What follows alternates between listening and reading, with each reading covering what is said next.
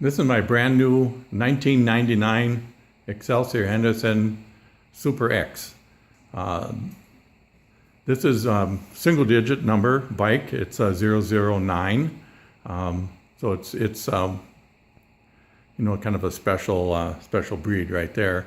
For those who are unfamiliar with the Super X and the Excelsior-Henderson company, it's kind of a grassroots company. It started in Belle Plaine, Minnesota, and they started, I think, in the late 80s, maybe 90. They got the idea to build a competitor to Harley Davidson, because at that time it was like a 2 or 3 year waiting list to get a Harley, and these guys were Harley riders, and they just decided maybe they should just build their own. And so Dan Hanlon and his brother Dave and his sister-in-law Jenny started the company. Excelsior-Henderson, they got all the rights to the IP from the Schwinn family, because Schwinn originally owned Excelsior-Henderson. And so they went ahead and went through the struggle to build a factory, build the bikes.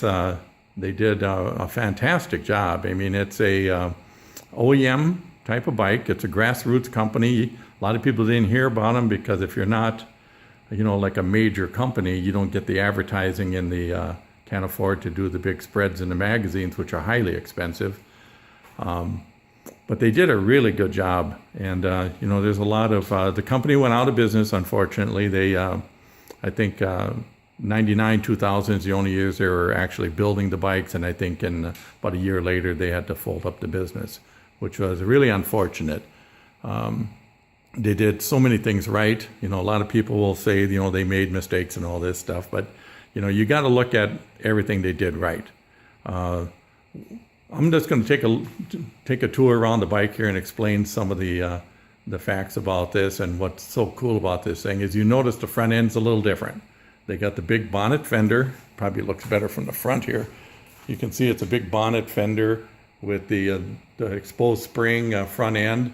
It's kind of an anti-dive type of setup at the bottom, which really works well because the anti-dive works and the suspension works. It's not like Honda has and Yamaha, a lot of those, it locks the front end for anti-dive. This doesn't. So the suspension still works even though you're laying on the brakes, which is really a good deal. This is kind of a retro look because the original Excelsiors, they had the setup similar to this where the shocks and the brackets and everything went through the fender. And I really liked this design. And they were talking about going with a slider front end, and then if they would have stayed in business, which I would not have liked. I really like this. I think they did a marvelous job on that. If you look at the detail, the horn housing is really kind of retro.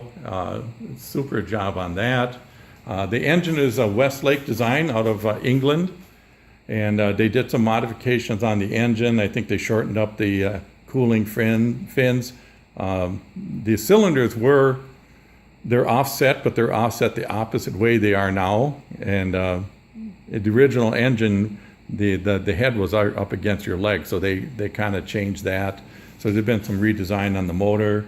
Again, if you look at it, it's kind of a piece of art. When you really look at it, the flow is really good on these bikes, and everything just fits. They just look really well. And this is the third Excelsior that I've owned, and I had a Deadwood Special and a Standard, and then this one, and I liked them all. The Deadwoods are really cool, but it seems like the Deadwoods didn't run as well as these. I don't know why. But the Standards were just great bikes, and way ahead of their time. I mean, when you think about it, this bike was built in the late '90s, and it's electronic ignition. It's got a programmable ECU, fuel injected, dual overhead cams. I mean, this is stuff in the '90s. No motorcycle company was really doing this. These guys were way ahead of the times on what they did here, and I have to say, for a grassroots startup company, they did a lot of things right. It's just an excellent machine. And I'm real happy to have this one. And this one is going to stay with me forever, I think. So just a little tour on the Super X. And I want to show the instrument cluster, which is kind of asymmetrical. And again, it's just got a little bit of that old charm to it. A little different design. And a lot of people didn't like that. They didn't like the Springer front end. They didn't like, the stuff that isn't what they consider you should expect to see from a bike. But if you have kind of an eye for art, this bike is really kind of a work of art. And I think the Hanlon guys did an excellent job. And the whole thing is just so well put together. So anyway, that's my tour of number 9.